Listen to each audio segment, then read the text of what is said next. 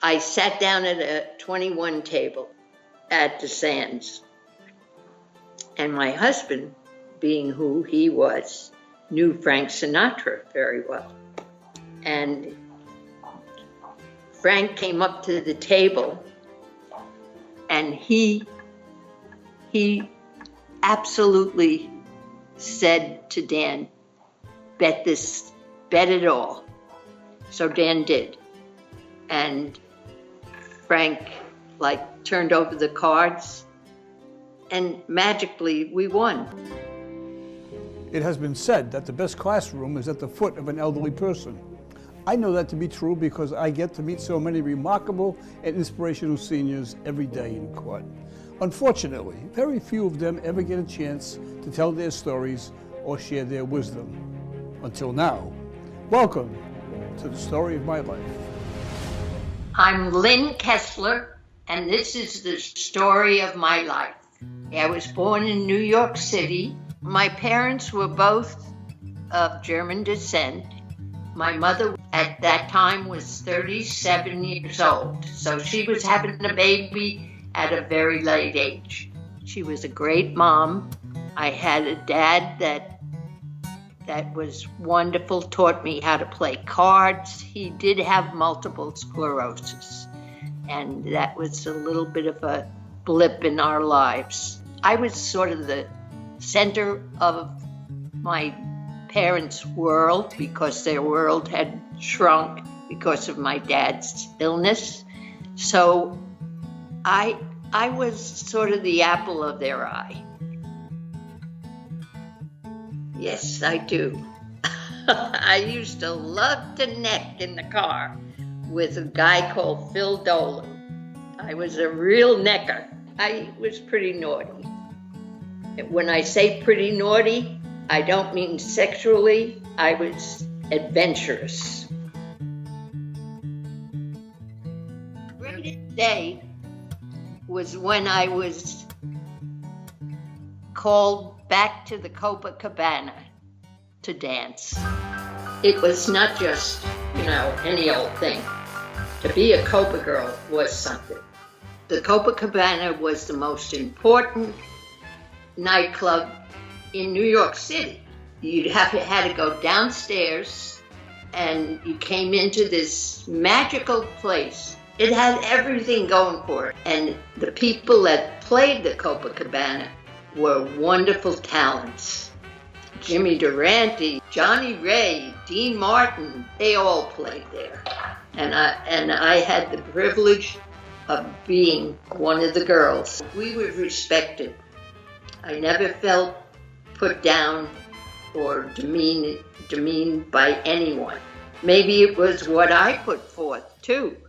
I was not exactly, a loose chick.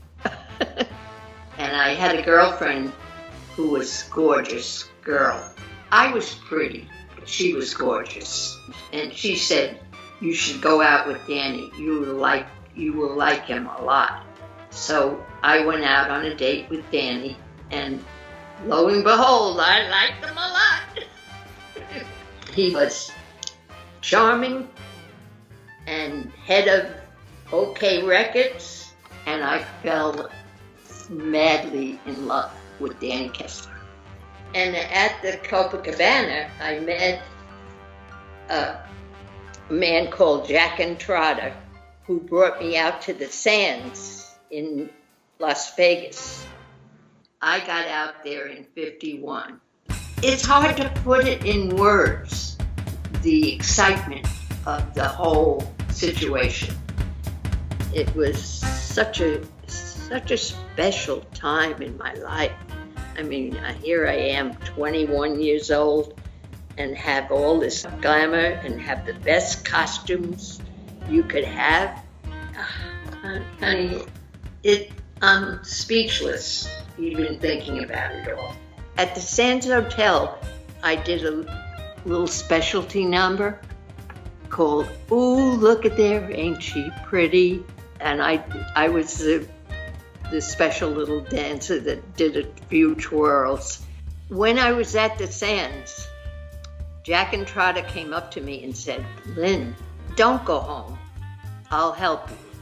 But I went home because I was in love with Danny. I got married in 54 at St. Patrick's Cathedral, by the way, with a Jewish boy.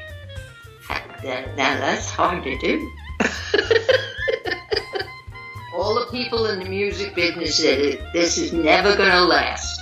And it lasted till the day he died. My children. I mean, they are my greatest achievement. And my love of family.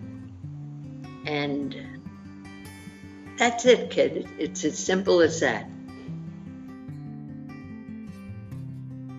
Losing Danny, I feel he's sitting here with us right now. I feel that there's an energy that the soul goes on. Do I believe in heaven? I hope it's there. I sure do. But heaven will be, I think, measured by what I've done in life. Maybe if I've done the right thing, maybe I'll be privileged in some way. First of all, you got to overlook a lot of stuff. Overlook having hates or grudges. Don't have it. It's a waste of time. Try to stay spiritual in some way because it helps you as you get older. And be good to one another. Be kind to one another. Don't always put down on people or up on people, just enjoy people.